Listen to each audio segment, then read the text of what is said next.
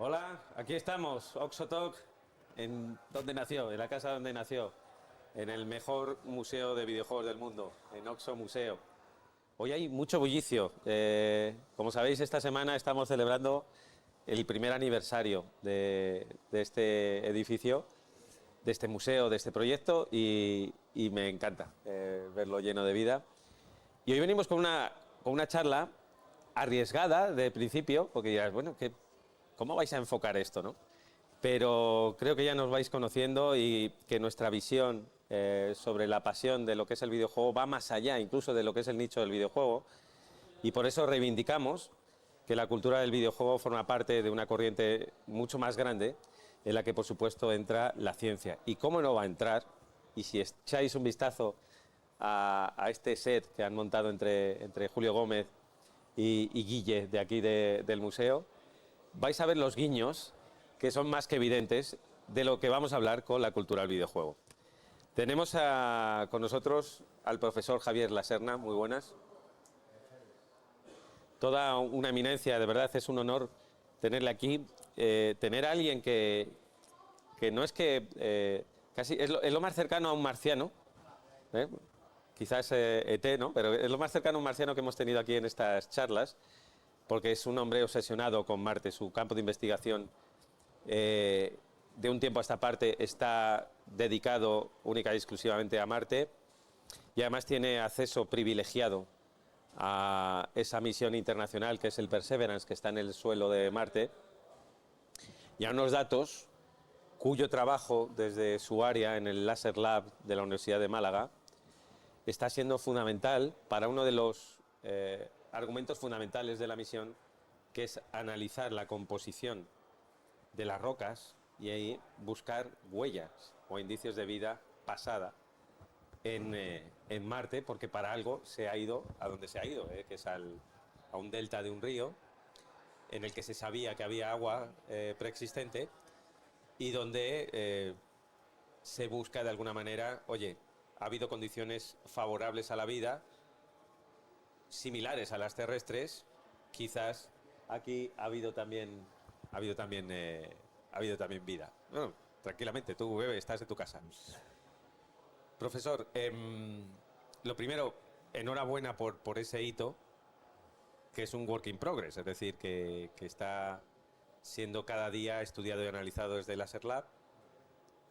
Y quería preguntarte cómo está siendo el día a día. Ya hablamos en su momento del lanzamiento y de ese aterrizaje, amartizaje del Perseverance, que supongo que seguiste con mucha emoción, ¿no? Claro, ¿Cómo fue aquello? mucha incertidumbre también, porque aunque el concepto tecnológico del aterrizaje ya se había probado con el Curiosity, la misión MSL, Mars Science Laboratory, se repitió en el Curiosity, en la misión Mars 2020, pero siempre todo lo que puede salir mal en el espacio son muchísimas cosas y cualquier pequeño detalle resulta en un desastre. Entonces, en toda la misión había siempre una gran incertidumbre, aunque los ingenieros con mucha experiencia, muchos años, de NASA y del JPL, tenían gallo bastante atado, ¿no? Pero siempre están los llamados minutos del pánico, los 7 minutos del pánico esos, ¿Pierde comunicación? que se pierde comunicación. En la entrada de la atmósfera, ¿no? Y claro, la aproximación, el descenso y el aterrizaje, ¿no?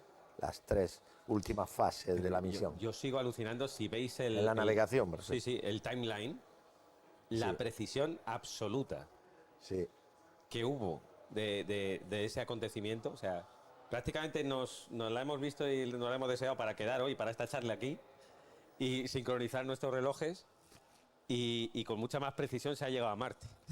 sí. Fíjate que además la ingeniería va mejorando. La elipse de aterrizaje, que es la zona de incertidumbre en la que puede caer en cualquier sitio la nave, la primera, la misión esta que hemos mencionado antes, el MSL, el Curiosity, me parece que era de 16 kilómetros por 12, algo así, mientras que la elipse de la misión Mars 2020 era mucho más pequeña. O sea, no recuerdo ahora mismo los números, pero es decir, que la precisión del aterrizaje era mucho mayor. Y la misión esta ahora de Japón a la Luna, ha aterrizado, aunque ha aterrizado mal porque la nave ha caído boca abajo, pero ha aterrizado muy cerca de donde estaba previsto, pero con metros de aproximación, de exactitud. Ujú. O sea, que van Vamos a hablar mejorando. de Laser Lab, que es un laboratorio sin duda alguna referente a nivel internacional, diría también, Sí, porque habéis reproducido, tenéis la capacidad para reproducir con absoluta fidelidad la atmósfera de Marte en una cámara. Y claro, dirán, bueno, ¿y de qué sirve esto? Pues sirve de muchísimo. O sea, el poder reproducir las condiciones de Marte en una pequeña cámara que tú tienes monitorizada y que controlas, pues sirve precisamente para que todo lo que se está extrayendo lo puedas replicar en tu cámara y tener datos muy fidedignos de cuál es la composición. Tú eres químico, hay que decirlo, ¿no? sí, sí. De Químico esas... analítico. Químico analítico, vale. Sí. Y claro, esa cámara te está sirviendo bueno, a la ciencia. Bueno, la cámara, hay muchas cámaras de simulación de atmósferas planetarias, de ambientes planetarios, más que la atmósfera es el ambiente, El ambiente. en el mundo, y de muchas características muy diferentes, de cámaras gigantescas que hay en NASA, en los centros espaciales de NASA, y en cámaras de vacío enormes, ¿no? Y desde esas a las pequeñitas de laboratorio de sobremesa, que tienen, digamos, ¿Qué dimensión que, tiene el Laserlab? ¿Qué en dimensión tiene la nuestra cámara? cámara tiene 12 metros de largo y 2 metros de diámetro, dimensiones aproximadas. Entonces, esta nuestra es bastante especial precisamente por la forma que tiene. Es un cilindro y entonces, ¿por qué tiene esa forma? Porque una de las características de estas dos misiones, de la Curiosity y la Perseverance, es que permiten hacer el análisis de rocas y de suelos y materiales de la superficie a distancia, sin necesidad de que haya contacto físico entre los analizadores del rover y la muestra que se quiera analizar. Esa capacidad que tiene de analizar a distancia lo que le concede es una enorme operatividad, porque en un ambiente desconocido, hostil, no previsible muchas veces, es muy conveniente tener esa capacidad de poder analizar a 4, a 6, a 8, a 10, a 12 metros. Y para simular las mismas condiciones en las que trabaja el rover, hicimos esta cámara. Bueno, a nivel de temperatura también cambia en el mismo rango que cambia en Marte, es decir, sabemos que hay temperaturas muy extremas, Sí, unas polarizaciones muy extremas, sí. de la más alta a la más baja. La amplitud térmica es Sí, enorme. es Sí. enorme, ¿no? Eso también se reproduce en diferentes momentos, ¿no? No No. exactamente. La temperatura mínima en Marte baja bastante, de los 100 grados centígrados bajo cero, la mínima. Depende mucho de la latitud del lugar, claro, como en la Tierra. En el sitio donde está ahora mismo el rover, estamos en una temperatura de mínimas de unos -80 y unas máximas que puede llegar a -10 en este momento. O sea que puede parecer a algunos entornos terrestres donde la temperatura puede llegar a -50 y casi -60 grados centígrados. Y no suben de -10 o de -20 en algunos sitios, ¿no? Bueno, Entonces, déjame que diga esto porque es verdad que solemos tener una visión muy romántica de Marte. Vemos aquellas imágenes sí, y dices, ostras, qué bonito, ¿no? Pero uno lo compara con la Tierra que tenemos y que a veces descuidamos y que no tratamos como debemos, con esta diversidad biológica, con vida de todo tipo, plantas, animales, insectos, y por supuesto seres humanos. y Y dices, oye, distribuida por todo me quedo en la Tierra, ¿eh? y distribuida por todo el planeta, Claro, que eso es una clave claro. importante, que luego hablaremos de eso. Ujú. Y claro, comparado con Marte, pero bueno, bien es cierto que cuando tú dices que la temperatura es que tú monitorizas, ¿no? Con los sensores, tú tienes un acceso que no tenemos el resto a la misión y no solo a los sensores relativos a tu investigación, sino al resto de sensores, ¿no? Y el resto Claro, de... claro, claro. Cuenta ¿Tienes que una clave personal? sí, tenemos claves personales para acceder a los datos, claro. Pues muy sensible. Claro, eso es. Hay mucha seguridad y todo eso. Hay 3 niveles de seguridad para poder alcanzar los datos.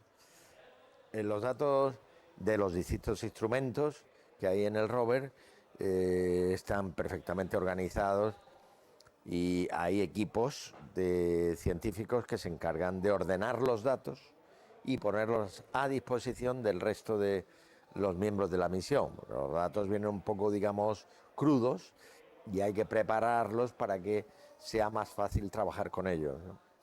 Y entonces sí podemos acceder a todos los datos. Por ejemplo, los datos meteorológicos de Marte, podemos acceder donde están las temperaturas, la humedad, la radiación, todos estos parámetros ambientales de Marte que se hacen con una estación meteorológica precisamente fabricada en España, en el INTA, en el Instituto Bueno, sí, hay que Nacional decir que hay dos de patas Técnica Aeroespacial. son, refréscame, doctor, profesor, ¿cuántas áreas eran? ¿Eran 8 sensores? Siete Siete. De los instrumentos. 7, 2 Bueno, con participación española. uno es completamente fabricado por digamos, el investigador principal es español, Rodríguez Manfredi. Pero en otro instrumento en el que yo trabajo, en el SuperCam, una parte de ese instrumento muy importante, que es el sistema de calibración, también se ha fabricado aquí en España. O sea, tecnología española, tecnología malagueña en Marte, ¿eh? No lo hemos hecho nosotros, Ya, hemos pero participado en sí, ese habéis participado. consorcio, no lo hemos fabricado nosotros. Vale, pero que estáis Pero muy estamos en encima ello, vamos, sí, y claro. sabéis. Oye, hasta ahora, profesor, ¿qué es de lo que es de las actividades diarias? Desde luego esto está milimetrado, ¿eh? Se sabe perfectamente la agenda, en qué zonas está. ¿Ha habido también algún cambio sobre lo previsto? Porque claro, a tenor de las fotografías, pues Sí, digamos que el equipo de científicos ha ido decidiendo hacia dónde se explora, sí, ¿no? claro. Porque hay que recordar, y lo vuelvo a insistir, que NASA y el convenio internacional está intentando hacer la atmósfera, o sea, ver qué maneras hay de poner una colonia en Marte, es decir, hacer esa atmósfera habitable, y por otro lado, buscar indicios de vida pasada, o de vida probablemente de configuración simple, Sí, pero imaginaros cuál es la dimensión, ahora hablamos de cuál sería la dimensión científica de descubrir que efectivamente no estamos solos en el universo, sí, a lo mejor como vida compleja, pero que ha habido vida en otros planetas. si se Cuidado. descubriera vida fuera del planeta Tierra sería el hallazgo más importante de la historia de la humanidad, probablemente. Cualquier tipo de vida. Cualquiera, aunque sea vida elemental, como has mencionado, ¿no? Vida bacteriana, cambiaría absolutamente nuestra forma de concebir el universo. Siempre hemos sido el centro del universo, el ser humano muy especialmente, se ha considerado un privilegiado en ese sentido y puede disponer de la Tierra a placer, pero si se descubre vida en otro planeta, además parece que hay otra gente allí que también tiene capacidad de disponer de su espacio, ¿no? Las bacterias también tienen su vida y tienen sus formas de colonizar el espacio.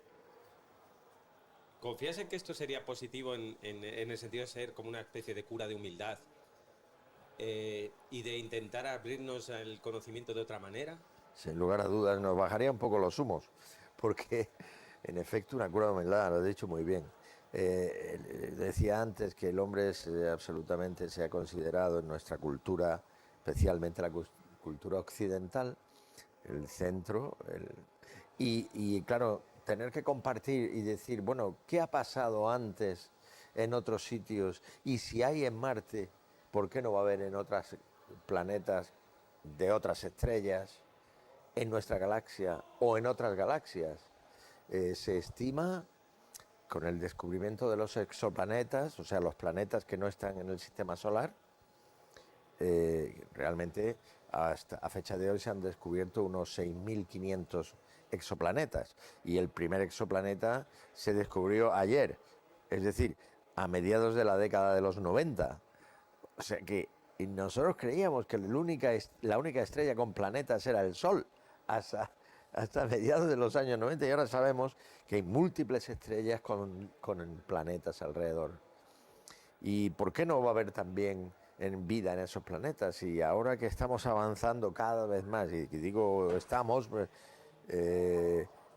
generalizando, conociendo cómo son las atmósferas de esos planetas, y hay planetas que están en zonas habitables porque están a una distancia de sus soles que permiten tener agua líquida, que parece que es una de las condiciones necesarias para que haya vida, como la conocemos. Siempre hay que poner ese pequeño matiz, como la conocemos. Pues hay tantas. Claro, pero la ciencia nos está Que ¿por enseñando qué no? a través de organismos y vida extremófila que incluso aquí en la Tierra la consideración de vida como la conocemos se desafía teniendo en cuenta en entornos donde hay actividad, hay vida. Yo recuerdo hablar con un biólogo, con Carlos Briones, que me dijo una frase que se me quedó clavada, ¿no? Y me dijo que la biología es muy tozuda. Es decir, la vida se abre paso. Eh, Al final podemos, En cualquier sitio. claro, podemos descubrir cuál es el origen de la vida, los mecanismos, vamos conociendo cada vez más, pero como exista vida, la vida se abre paso. Y, Esa y- es y una... no hay entorno o sea, específicamente además que estamos en Marte, en un entorno en el que ha habido, tal y como la conocemos, condiciones en principio favorables. Pero lo que en principio parecía una entelequia, decir, oye, ¿puede haber vida más allá de la Tierra? Os aseguro, conversando con científicos del calibre como la Serna y otros con los que he podido y he tenido el privilegio de conversar, teniendo en cuenta la extrema cautela y el escepticismo natural en la investigación científica que protagonizáis, que esta posibilidad, pues, hasta donde yo intuyo, os aseguro que es muy cercana, más cercana de lo que nos creemos. Has dicho también una cosa importante, o sea, que la vida en la Tierra está en todos sitios. Eso es una de las cosas que nos hace pensar que en Marte no hay vida actual, porque en ninguna de las misiones que han llegado allí no han encontrado vida. Entonces, si hubiera habido vida, ya estaría en algún sitio. Entonces, prácticamente se puede descartar que en la superficie, que es lo que está explorando la mayoría de las misiones, o una parte muy superficial de la primera capa del planeta, puede haber vida. Puede que haya vida escondida en cuevas o haya vida en el subsuelo, pero cuesta trabajo creer que no hubiera aflorado en otros sitios, etcétera, ¿no? Claro, se suele decir en ciencia que, Y no quiero decir que es imposible, porque cada vez hay menos cosas imposibles, y no se puede decir. se suele decir en ciencia y es también un lema que hay que llevar muy clavado, ¿no? Que afirmaciones extraordinarias suelen ir acompañadas de evidencias extraordinarias. Eh, Todo indica, según dice el profesor, que, oye, vida actual, pero ojo que eso no descarta vida pasada, Exacto. que eso es Exacto. otra cosa totalmente diferente. Exactamente. El que no haya vida actual no significa que no haya habido vida en el pasado, con lo cual al final llegamos a la misma conclusión, que es lo que decíamos. Ha habido vida en otro planeta, con lo cual el paradigma se vuelve a romper, ¿no? Exacto. Las consecuencias, digamos, sociales y metafísicas de ese descubrimiento volverían a ser impactantes. Absolutamente. ¿Cómo está siendo el día a día de estas exploraciones? ¿Qué te está llegando a ti?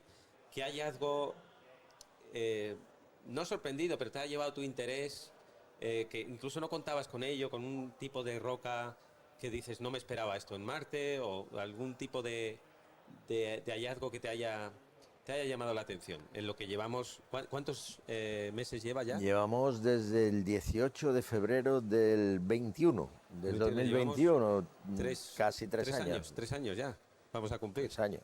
3 años. Bueno, el rover ha recorrido ya más de 25 kilómetros en la superficie, lo cual es el récord absoluto. Y hay que tener en cuenta que está en un entorno muy delimitado, un entorno geofísico muy, y digo geo, que debería decir un entorno físico muy delimitado, sin poner el geo en medio, ¿no? Entonces tiene unas características muy parecidas. Está en un cráter de impacto, el cráter Jezero, y a pesar de que la morfología del delta nos dice que en un pasado hubo agua, cosa que ya se ha comprobado que fue así, las alteraciones, y esta es una de las cosas ¿Cómo se ha comprobado? que Por la propia responden a tu morfología pregunta, por los minerales que se han encontrado en Marte. Los minerales que se han encontrado en el cráter Jezero se han podido formar por la interacción de la roca primigenia con agua durante largos periodos de tiempo. Está confirmado. Y eso produce minerales de alteración que son el resultado de ese largo tiempo de interacción del agua con los minerales. Entonces, eso está clarísimo. No hay duda ninguna de que el cráter Jezero tuvo agua en el pasado. Sobre eso no hay ninguna duda. Ahora estamos buscando la vida. Razonable, pero nada es 100% seguro en la ciencia tampoco, pero vamos, prácticamente todo conduce en esa dirección. Claro, y si estamos buscando una vida pasada, no sé, a lo mejor esto se extiende ya a tu campo de investigación, una vida pasada de formación simple, de bacterias. Bueno, uno está acostumbrado a decir, bueno, tenemos fósiles en la Tierra, ¿no? Pero fósiles son... Ya. Pero hay esperanza. ¿Cuál es el método para encontrar una vida pasada siendo tan pequeña, tan microscópica? Sí. Los restos de vida en el campo científico de la búsqueda de vida en el espacio se conocen con el nombre, los hallazgos relacionados con la vida, de biofirmas. Es decir, una biofirma es una evidencia de que pudo haber vida, Sí. de que puede haber vida. Las biofirmas están en la Tierra, en muchos sitios. Una huella de vida, sí, sí. Huellas de vida, pero aparte de encontrarte un animal por la calle, pero además están las biofirmas químicas, por ejemplo. Una de las clásicas biofirmas es que el equilibrio químico está alterado como consecuencia de la vida. El equilibrio químico quiere decir, en las reacciones de transformación de unos compuestos en otros, hay unas constantes de reacción, permitidme que diga un dato técnico, que controlan las concentraciones relativas de los reactivos y los productos de una reacción química. Eso normalmente, en ausencia de vida, está en equilibrio. Pero cuando hay vida, desplaza esas reacciones, transforma las concentraciones relativas de reactivos y productos. Y eso es una prueba evidente de vida. La falta de equilibrio químico. Otra prueba de vida es la existencia de moléculas orgánicas vinculadas a la vida, por ejemplo, aminoácidos. Y no es que los aminoácidos en sí mismos sean una prueba inequívoca de vida, porque hemos encontrado aminoácidos en meteoritos, por ejemplo, pero es un indicador de que ha podido existir, porque la formación de aminoácidos se puede dar en condiciones abióticas, sin vida. Pero, bueno, si encontráramos una molécula de ADN, ya la cosa sería diferente, porque el DNA o ADN es resultado de la polimerización de moléculas mucho más sencillas que ha llevado al final a la vida en nuestra Tierra. Profesor, ¿y sería capaz de distinguir si una roca, por ejemplo, ha estado cubierta de musgo hace miles de años? ¿Esa alteración química se reflejaría a día de hoy con esa misma roca?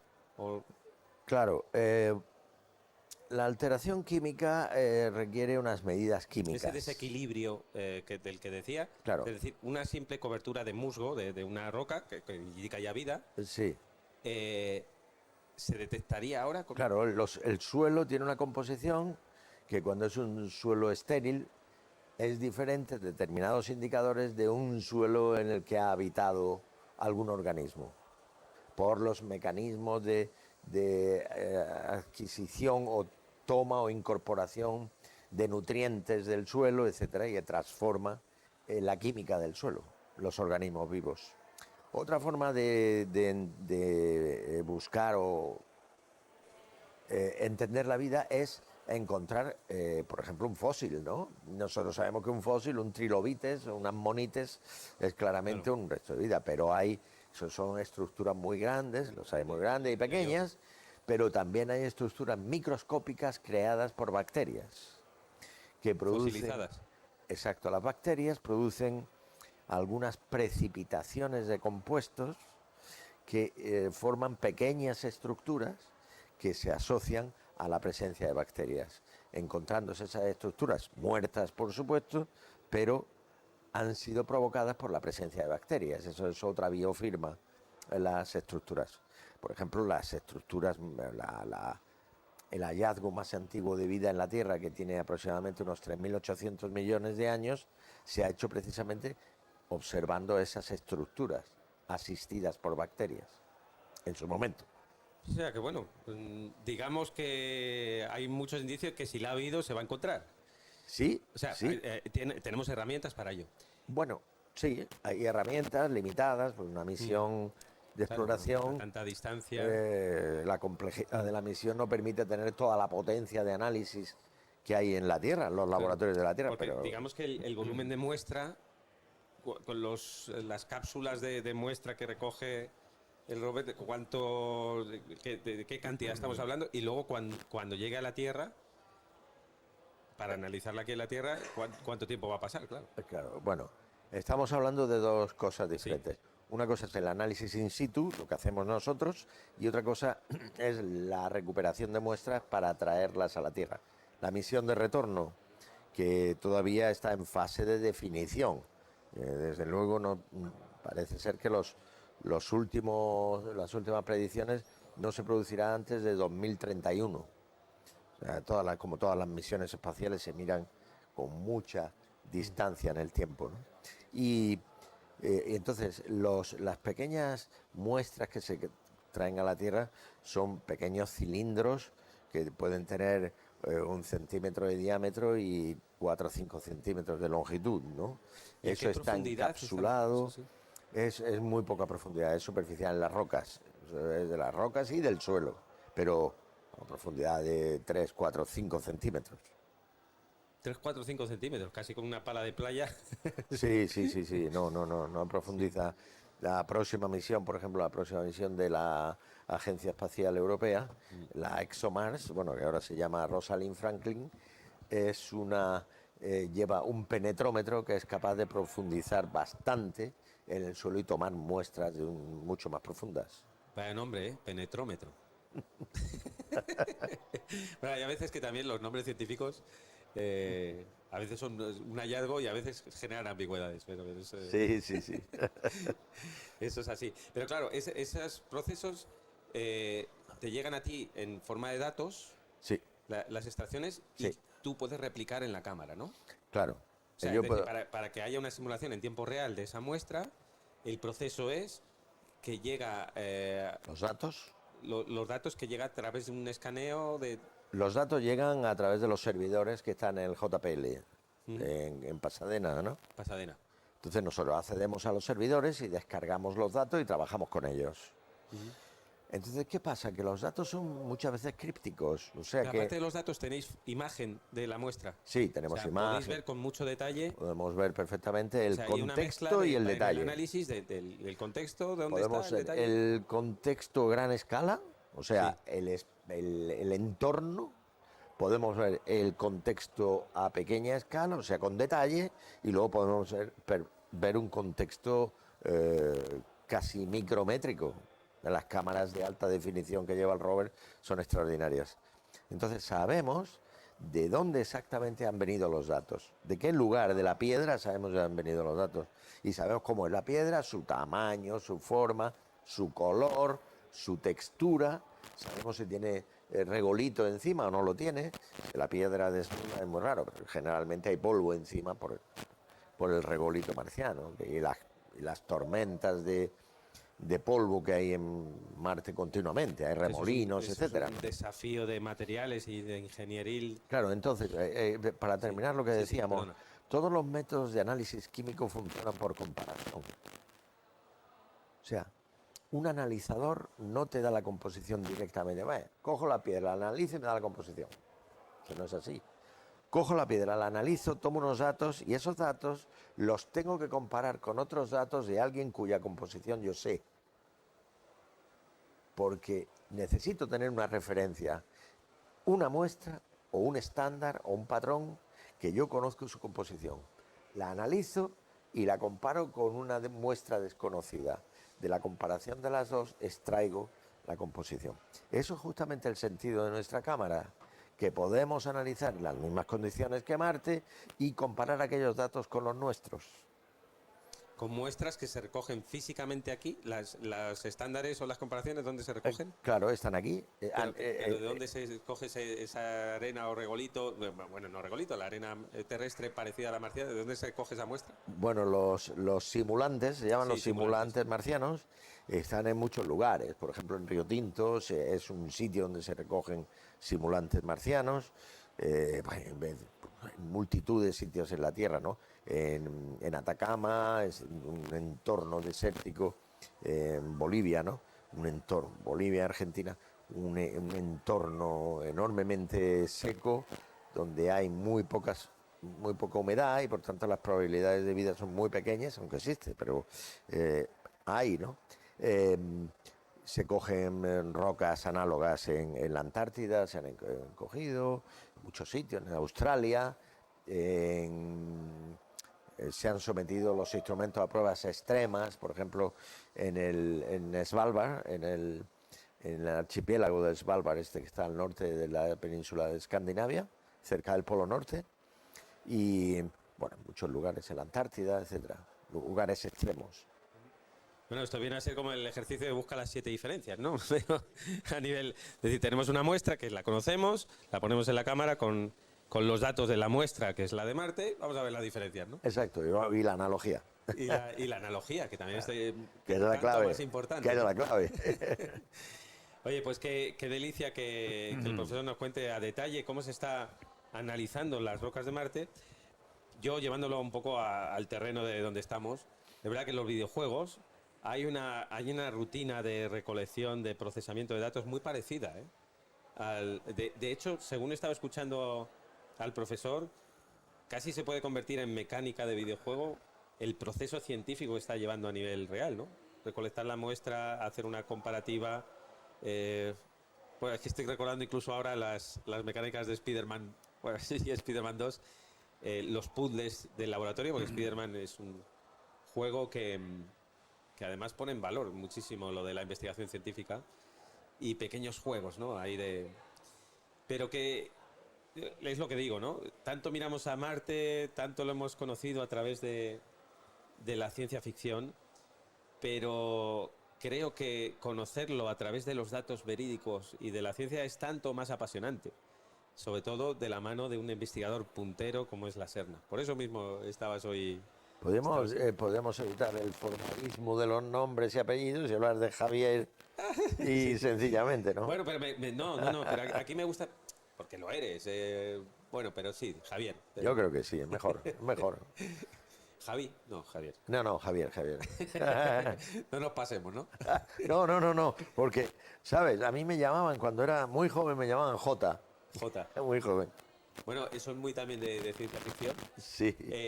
¿Has sido lector o consumidor de ciencia ficción? Ciencia ficción me fascina, la ciencia ficción. Es el género cinematográfico por excelencia que me gusta. Desafortunadamente a mi mujer no le gusta y por tanto no tengo la oportunidad de ver mucho. Eso nos pasa mucho. No pasa pero los western y la ciencia ficción son mis dos géneros favoritos. Fíjate que comparten, los western y la ciencia ficción comparten mucho de abstracción, de algo en principio lejano, pero que está hablando de tu vida real. Star Wars no deja de ser un western en el espacio. Exacto, tiene un origen. ¿Sabes? Y es maravilloso que te guste. Hombre, de las películas que hemos visto, fíjate que aquí hemos hablado, para que veáis que no damos puntadas sin hilo, hemos hablado de la capacidad, en este caso en la Luna, de sembrar patatas, de ser autosostenibles. La ciencia ya está investigando y de hecho aquí en Málaga también hay una investigación puntera sí. que está precisamente con regolito, en este caso lunar, intentando que florezcan ciertas... Hay además algunas plantas con más posibilidades, Sí, porque no necesitan tanta sí. agua, porque... Proyecto creo que se llama Green Moon. Green Moon Project, exacto. Green Moon Estuvieron Project. aquí también Sí. en las Oxo Talks. Y para que veáis que la ciencia está trabajando en muchos... Dime. Ahora estoy comenzando a una iniciativa sobre gastronomía espacial. Sí, estamos en fase de definición. A ver cómo sería la alimentación en el espacio, Claro. que tiene enormes connotaciones prácticas y científicas, pero aparte una dimensión lúdica. Entonces estamos un poco definiendo.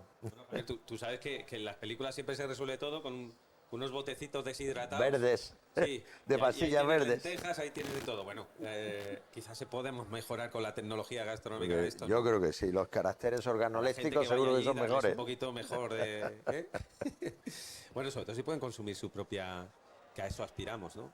Su propia comida. Hay una cosa que también me gustaría reivindicar, del método científico y de un proyecto como el Perseverance, en el que tanto la Serna como otros investigadores españoles están diariamente conversando con NASA, con agencias espaciales, con proyectos internacionales, públicos privados. Es decir, la ciencia se entiende. La ciencia rompe barreras que administrativamente, o nosotros los humanos, fijaros ahora mismo el mundo como está, ¿eh? Guerras prácticamente por cada zona geográfica. Sin embargo, la ciencia sigue su curso. Y ese entendimiento que falta entre los humanos, la ciencia, ahí está. Y además en varias áreas, ¿eh? Precisamente he hablado recientemente con la gente, ya sabéis que se descubrieron hace nada en ciencia, las ondas gravitacionales con LIGO, pues ya se está fabricando, aparte del James Webb, que es una realidad, LISA, que va a ser un observatorio de ondas gravitacionales en el espacio.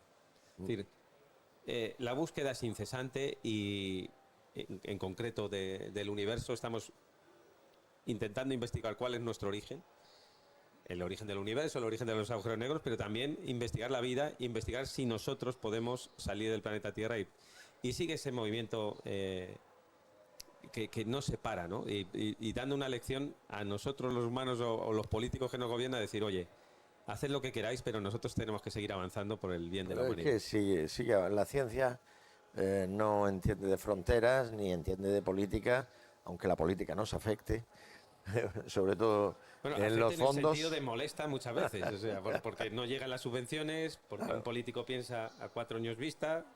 Claro. Sí, si piensa a 4 años vista, eso Claro. en ciencia no vale. Nos afecta. Pero la ciencia tiene su pace y su ritmo y no hay quien la pare. Eso sigue avanzando. Unas veces con una mayor boyancia y otras veces de una forma más modesta, pero seguimos trabajando. Y en todos los órdenes, en todos los países. Todos los países. Pues menos mal, ¿eh? Menos mal y Sí. gracias en nombre de la humanidad. Le damos, señor profesor Javier Lasser. Vamos a abrir, no sé si quieres tú hacer alguna pregunta. Hoy tenemos solo una persona aquí. Hay que decir que Bueno, no es pero suficiente. mira, si tuviéramos una persona en Marte sería fantástico que fuera una.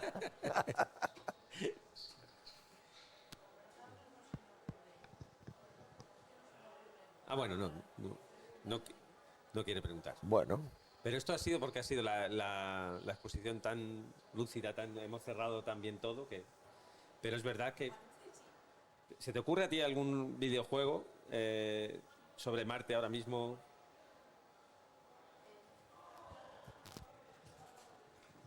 imagino que habrá habido videojuegos sobre Hombre, claro.